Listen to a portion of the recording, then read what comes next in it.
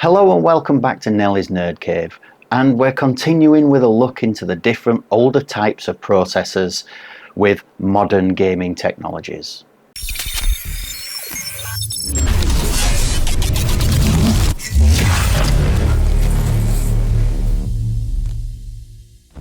Hello and welcome back to Nelly's Nerd Cave. So this week what we're looking at is the i5-3570. This is an 1155. It runs at 3.4 gigahertz and has a maximum TDP of 77 watts.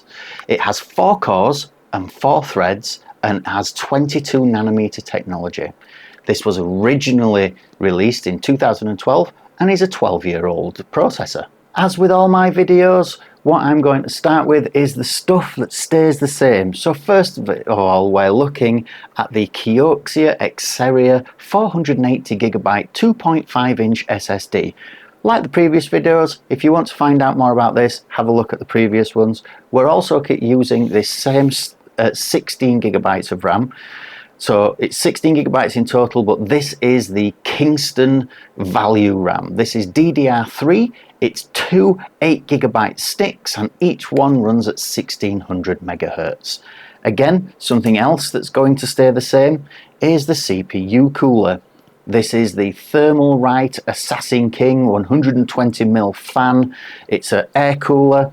It has 5 copper heat pipes, and this is a really great cooler and says it can do up to 190 watts TDP. So with this processor, I'm going to pair it with this motherboard right here.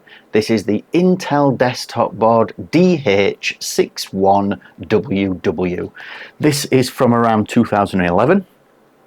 And this is one of the very few boards I could get my hands on, so this is going to have to make do for the second and third gen iCore processors. The monitor I'll be using this week is this one, which I always use, which is the MSI G271. This is a 27-inch 145Hz 1080p gaming monitor. And like I've said in all my previous videos, I am using this particular video because at this time of filming, the Steam hardware survey was reporting that most people still gamed at 1080p. So I thought it was only fair that I test all these particular things with 1080p in mind. With all my tests, I'm using the same 3 graphics cards. I'm first of all using this. This is the MSI GTX 970. This is the gaming 4G version, which basically means it's got 4 gigabytes of RAM. This is GDDR5 and it has a clock speed of 1253 megahertz. This is PCIe generation 3, but it was released in 2014. The second card that I will be using is this GTX 1650. This is the Palette Game Pro overclocked edition. Again, this has 4 gigabytes of RAM, but this is GDDR6, so a step up from the GDDR5. It runs at 1410 megahertz, is still a PCIe generation 3, but this card was released in 2020. I use this card predominantly because a lot of the gaming machines that I see are either a 1650 or a 1660. My local PC World that I tend to go to get some parts from still sells these with 12th generation i3s, and they're classed as gaming computers. This has 4 gigabytes of RAM and sometimes it does struggle depending on the game, but it does work well with 1080p. The final card that I'll be using is this one. This is the MSI RTX 3060. This is the Ventus 2X 12 gigabyte edition. This is 12 gigabytes of GDDR6. So again, another step up in speed and performance. It runs at 1807 megahertz, and this one is PCIe generation 4 and was released in 2021. So now we know all the parts, let's get to the build.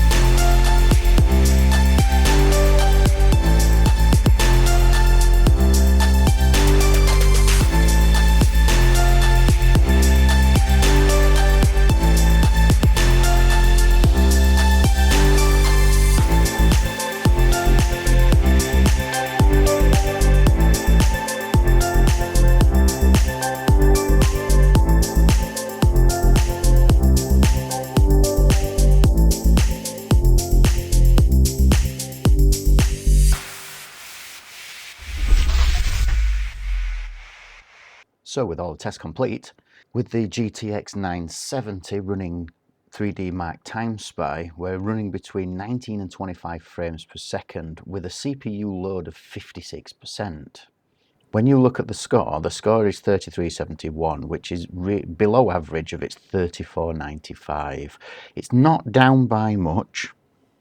However, when you compare these scores to its predecessor, the i3, it's actually 12% higher, as its predecessor scored a 2969, which is really good. It's a vast improvement. However, you can see that it's still using quite high CPU clock cycles. In Doom Eternal, we're looking at between 45 and 61 frames per second, and you can also see that the CPU is running at around about 97%. So again, we've had a little bit of an improvement, but not by much. So moving on to the 1650, and you'll notice that we have a frame rate between 15 and 25 here. And again, the CPU is looking at 60% usage. When we move to the scores, we get a score of 3266, which again is less than its average score of 3385. Again, it's not by much, but again, this could be because I'm using OBS as its capture device. But again, when we compare this with its predecessor, the i3, with this particular card, it's 7.7% higher than the predecessor, with a score of 3022. So again, it's only like 244 points higher. So it's a vast improvement compared to its predecessor. Moving on to Doom Eternal, what we end up with here is a frame rate between 44 and 62, so about on par with the GTX 970.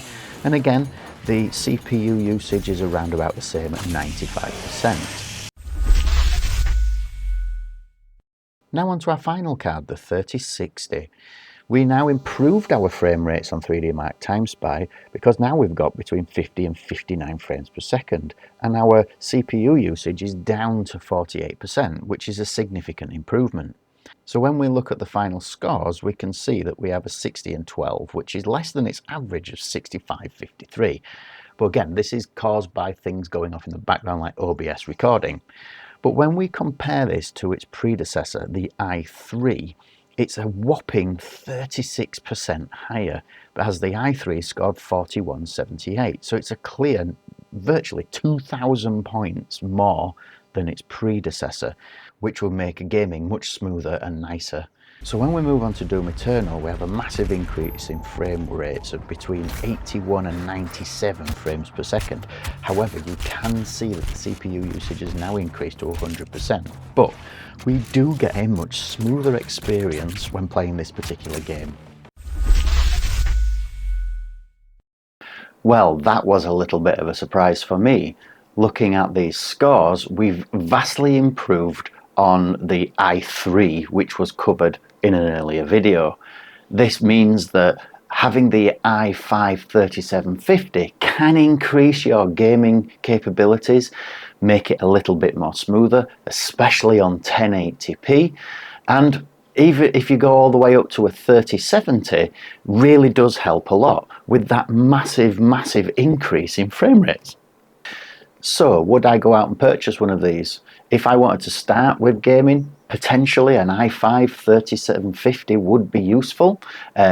We're going to find, hopefully, that in our next videos, as we keep exploring these core processors, that when we move on to the i7, which I have a 3770K, we have even more performance and we get better gains. A lot of the Facebook ads that I see, again, selling the third generation processors, come in pre-built by Dell or HP in the optiplexers and things like that. These aren't designed for gaming. These are actually designed for desktop approaches using Word, Excel, etc. But if you were to get something off the shelf like that, that's great. If you want to game, you could go into the custom build side of things and be able to purchase a separate motherboard, processor, etc. and get quite a good gaming experience on 1080p. So if you like what I've done, don't forget to like, subscribe and hit that notification bell below for more nerdy content. And if you'd like to support me, follow the link below and buy me a coffee. And until next time, keep exploring the world of tech. See you later.